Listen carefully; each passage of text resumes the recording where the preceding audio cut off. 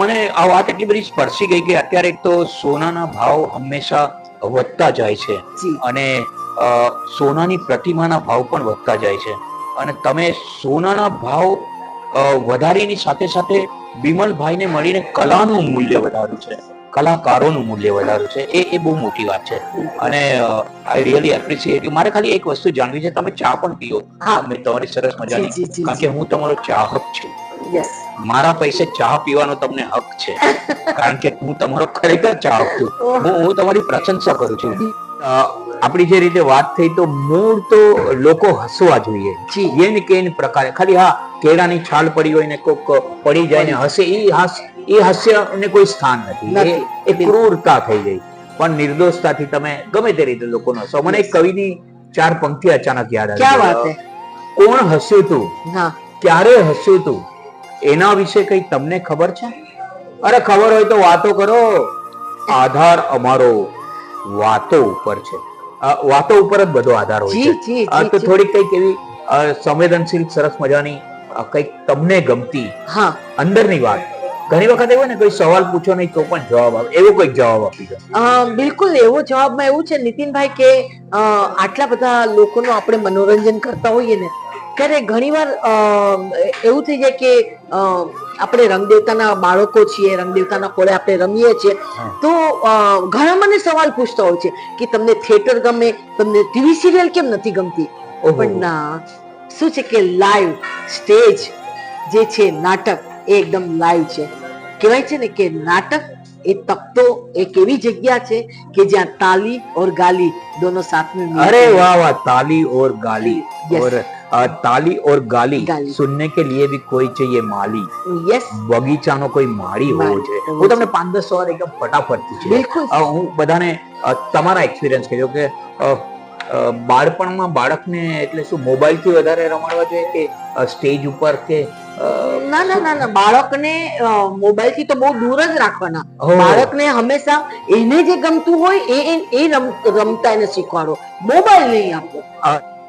તમે દેશ વિદેશ બધી બાજુ તખ્તા ઉપર કલા દ્વારા લોકોને મનોરંજન આપવાનો યત્ન કરો, તો તમને ફ્રેન્કલી પૂછું, દેશમાં વધારે પ્રેક્ષકોની સામે રજૂઆત કરવી ગમે કે વિદેશમાં? એવું છે ને નીતિનભાઈ કે પ્રેક્ષક એ પ્રેક્ષક છે, પછી એ દેશ હોય કે વિદેશ હોય, બસ આપણું કામ છે લોકોને હસાવવાનું, લોકોનું મનોરંજન કરવાનું.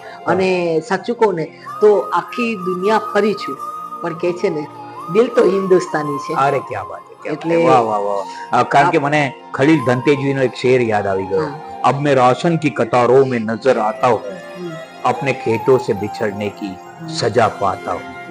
આ કેટલું તમારો દેશ પ્રેમ. એટલે મને એવું થાય કે 94 વખત 94 ટાઈમ્સ વિદેશ જઈને પાછા દેશમાં આવેલા જો એકમાત્ર વ્યક્તિ હોય તો એ પ્રતિમા બેન ટી હશે. બહુ અઘરું છે. બીજો એક તમને બહુ ઝડપથી સવાલ પૂછ્યું. બિલકુલ. નેચરલ અને મેકઅપ લગાડો એટલે કઈક આમ એવું થાય કે ને અચાનક ઓલો લોટરી લાગે ને કરોડ પર એવું કઈ ફીલ થાય કે ના બધું નોર્મલ જ હોય? મેકઅપ આપણે ચહેરા ઉપર શું કામ લગાડીએ છીએ? કારણ કે રંગદેવતાના બાળક છીએ, એટલે ચહેરા ઉપર રંગ લગાડીએ તો આપણે જે આપણું જે કેરેક્ટર છે આપણી પરકાયા પ્રવેશ થઈ જાય છે. અને આપણે એ મેકઅપ જેવો લગાડીએ એટલે આપણે કેરેક્ટર ની અંદર જતા રહીએ છીએ. પછી આપણે ભૂલી જઈએ કે તમે નીતિનભાઈ છો, હું પ્રતિમા છું, એ આપણે ભૂલી જઈએ છીએ. શું છે તો કે આપણું કેરેક્ટર શું છે. જેમ કે અત્યારે મારું નાટક ચાલે છે દયાબેન.com. દયાબેન.com. હા, તો એમાં હું પ્રતિમા મટી જાઉં, પછી હું દયાબેન.com એટલે હું દયાબેન જ બની જાઉં. બીજું મારું નાટક છે સરસ મજાનું મન મોજીલી મંજુલા. તો પછી તો તમે ધમાલ ધમાલ ધમાલ સ્ટેજ ઉપર જે 3 કલાક, તમને ખબર છે નીતિનભાઈ, એટલી ધમાલ કરું છું, એટલી ધમાલ કરું છું કે લોકો ખુશ થઈ જાય છે. અને વન્સ મોર તાળીઓના ગોગળાટ એ સાંભળીએ ને એટલે આપણે ક્યારેય વૃદ્ધ ન થઈએ. એ પણ છે. પણ ક્યારેક હું પણ એવું પણ માનું કે ક્યારેક લોકો ક્રિટિસાઇઝ પણ કરી જાય ને કે આમાં મજા ના આવી. ડિપ્રેશનમાં મને ઘણી વાર એવું ફીલ થાય, આજે બહુ મજા ના આવી, તો આપણે જરાક આમ 2 દિવસ આમ જરાક. હા, પણ હવે એવું છે ને નીતિનભાઈ, બહુ સાચી વાત કહું તમને કે મને છે ને આપણે જો કે બધામાં આ કલાકારમાં એક દેન હોય છે, પણ ઓડિયન્સની નાળ પારખી લેવી એ બહુ ઇમ્પોર્ટન્ટ વાત છે. બહુ સાચી. અને મારું તો શું છે તમને ખબર છે, આપણે તો એન્ટ્રી જ ઓડિયન્સ માંથી મારીએ. હા, મેં જોયું છે, મેં તમને વાત પણ કરી હતી. મને ખ્યાલ છે. અને પછી જે તમે બિલીવ કરશો, અમારા જેવા હોય ને પ્રતિમાબેન, સ્ટેજ પર ભજાવીએ પછી બરાબર થાય નહીં તો અમે ઓડિયન્સ માંથી બહાર નીકળી જઈએ અને તમે ઓડિયન્સ માંથી અંદર આવો. આ બહુ મોટી વાત છે. એમાં પણ છે ને કમસે કમ મને સ્ટેજ ઉપર પહોંચતા જ અડધો કલાક થાય, કારણ કે લોકો સાથે વાતો કરવાની અને મજા એ આવે કે લોકો એમ સમજે કે આપણે પણ કલા નાટકના એક ભાગ છીએ.